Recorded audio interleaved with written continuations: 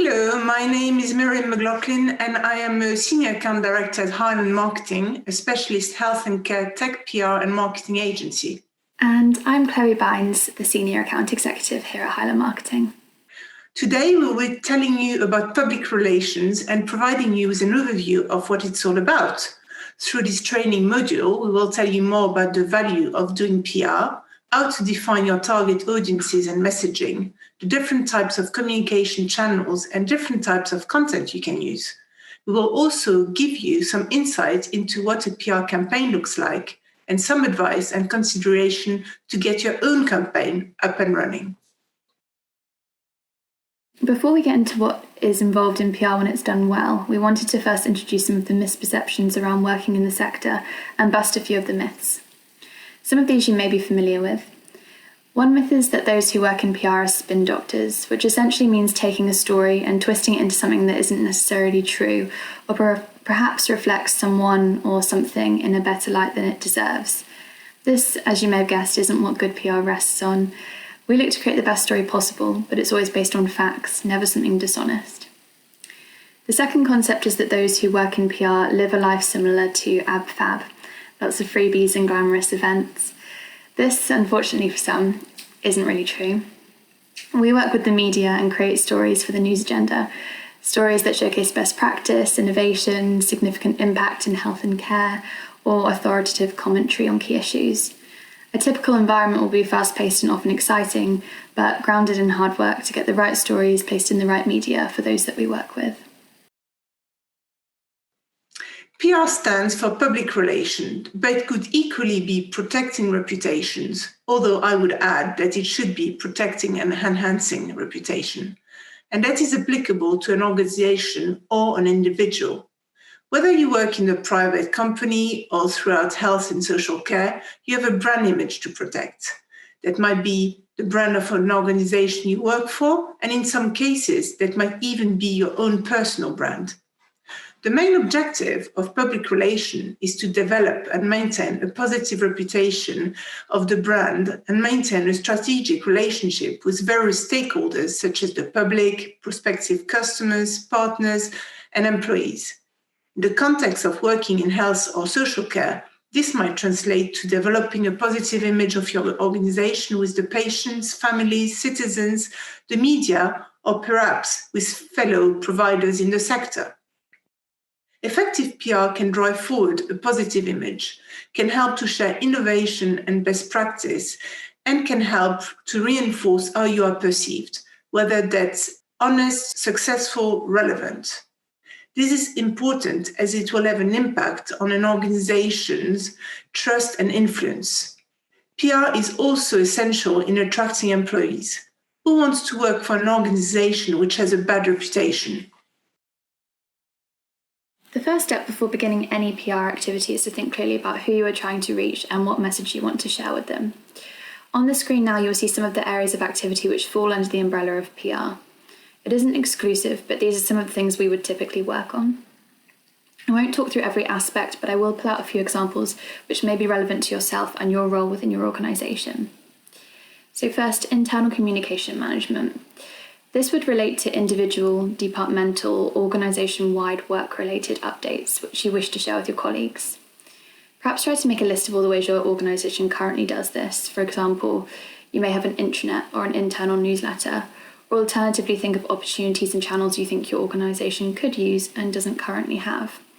We will cover this in more detail later in the course when we interview an ex-NHS communications manager who will share how to effectively promote your team, work effectively alongside your communications team, and utilise communications channels. External and customer relations would relate to the messages your organisation wishes to convey to those outside of it. Perhaps your customer or stakeholder is a hospital, a local authority, or patients and their families. Each of these groups would have varying interests in what your organisation can offer to them and why they might be involved with it. So you need to think about how to tailor your message for each of these so that it conveys the value of your organisation to them. Community relations or corporate social responsibility is another area which likely plays a part in your employment, regardless of which role you hold within your organisation. This is a great way of communicating internally and externally the values your organisation holds, what activities you are doing as part of your commitment to the community and social responsibility, and is also an opportunity to share some of the personality of your organisation with those outside of it. CSR activities might be of interest to a number of audiences. You may wish to share your achievements internally, but it could also be something your customers or future employees would benefit hearing about. Getting your messages to the right audience is key in effective public relation. It's important to know the different channels and platforms and the best way to use each of them. There are two types of communication in PR, controlled and uncontrolled. In simple terms, controlled communication is any communication that an organization generates on its website, blog, own social media channels, newsletters, email communication, presentation, etc. It enables the organization to be in charge of the final product, from what it consists of to the timing of when it is released. Controlled communication allows you to create precise messages that help reach your organization's objectives. You know exactly what your audience is going to see because you create and control the message. Examples might range from paid for adverts to your website, self-produced newsletter, and so on. Uncontrolled communication can involve sending news about an organization to the media without paying the cost of publication. While you may try to influence this type of communication, you can't control it completely. In other words, once you send a news release to a journalist, what happens next is largely up to the journalist. The advantage of uncontrolled communication is that often audiences perceive it as more credible than controlled communication. Within your controlled and uncontrolled methods of communication, you then have a number of types of content you could choose to create to distribute the message you would like to share. Here are a few examples on screen which you may already be familiar with. A news release, as Miriam's just mentioned, is the format in which you might write a news story if you wanted to then share it with a journalist. A thought leadership article, on the other hand, is a longer form piece of content which has an individual's opinion or insight into something topical within the sector.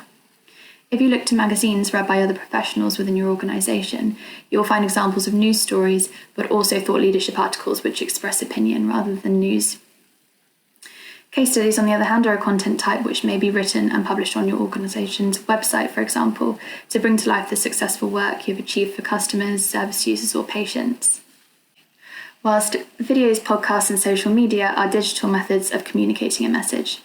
As an individual, perhaps in your personal or professional life, you've probably watched videos other organisations have created, listened to educational or business-focused podcasts, or engaged with other professionals on social media.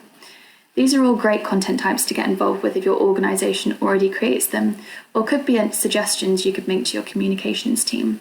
If you work in a smaller organisation, they can be just as powerful. Now we will move on to sharing an overview with you of what a PR campaign could look like. PR campaigns vary every time depending on the audience you wish to reach and its objectives. But this is a good example of a successful campaign, which will give you an idea of what PR looks like in practice. The NHS Coordinate My Care Service, or CMC for short, was created to empower patients to record and share urgent end-of-life care wishes through digital plans made accessible to GPs, hospitals, ambulance crews, 111 providers, care homes, and out-of-hours services throughout London. Initially, only health and social care staff were able to create and edit digital urgent care plans with patient preferences. But CMC wanted to take this a step further. The creation of My CMC, a public-facing portal, for the first time allowed patients themselves to go online and easily initiate their own urgent care plans before meeting with a clinician who can complete and approve it. Raising awareness of this service became a priority. CMC worked with Highland Marketing to create a communication strategy and to put it into action. We developed compelling messages which fed through a range of activities, including a news release, a launch video, a social media campaign, and a launch event. We ensured that we got the support of CMC patients who shared the impact the service was having on their lives. Securing celebrity endorsement also proved key in launching the service to the public. Deborah James, a journalist and broadcaster with stage 4 bowel cancer, agreed to become a launch ambassador, contributing to the media announcement and other aspects of the communication campaign. Health and Social Care Secretary Matt Hancock also supported the campaign, and his comments were widely reported in the media, with more than 60 pieces of coverage spread across broadcast, national, regional, London, and specialist press. The campaign was successful in raising public awareness of an NHS service important to many people in the capital. It also helped raise awareness beyond London, where the service has traditionally been focused, with interest generated in expanding the service to other parts of the country. Here we have a summary of the steps involved when considering a PR campaign from start to end. Beginning with step 1, defining your message and objectives. Here you want to think about the questions, what do I want to say, who do I want to say it to, and why, or what is the value to them of receiving this message. Following this, you'll need to consider who the best spokesperson is within your organisation to voice that message. It needs to be someone with authority and expertise to communicate with your target audience and be trusted by them. Perhaps this is yourself, or perhaps a colleague would be well placed to do so. The third step is deciding on the right channels. This is where you would revisit the points made on our earlier slide around deciding on the best type of content for the message you want to share, such as a podcast, social media, or a news release, for example. The fourth step is to work with your communications team to ensure the message you want to create is done in an effective way. Share your ideas with them and see how they can help you or advise you. The fifth step is to potentially seek support from other organisations, businesses, or suppliers. For example, if you are running an initiative to raise money for a charity and you have achieved a significant figure, you could ask the charity if they would like to work with you to write a news story and send it to journalists, or take a photo with you for social media. You might also find that suppliers are happy to provide you with some external PR resource if you have a good story to tell about their solutions or services in action, even if that story only subtly references them. Finally, with any campaign, you need to consider what good or success looks like and how you will measure it to ensure you've achieved your goal, or if there's any elements of your activity that you need to reconsider. An example of this would be if your organisation creates the video and shares it on YouTube. You may wish to ensure it achieves a certain amount of views, and that would be your metric. Or if you write a blog for your organisation's website, you may have a goal for how many times that blog is read. In the coming modules, we will explain elements of the campaign process in further detail. However, taking a screenshot of the graphic like the one on screen is a useful way of keeping something to hand which you can refer to and ensure you are covering off the basic elements if you wish to do some PR activity. Thank you for watching. Coming up in the course, you will learn how to build good story, the key component that journalists are looking for. Colleagues at Island Marketing will give you advice on how to successfully promote your team and how to do more to raise your own profile. And you can expect lots of strong illustrative examples of PR working well, accompanied by input from former journalists, healthcare comms professionals, and people who know how to make the most of channels available to you. Enjoy, and we hope you find this informative.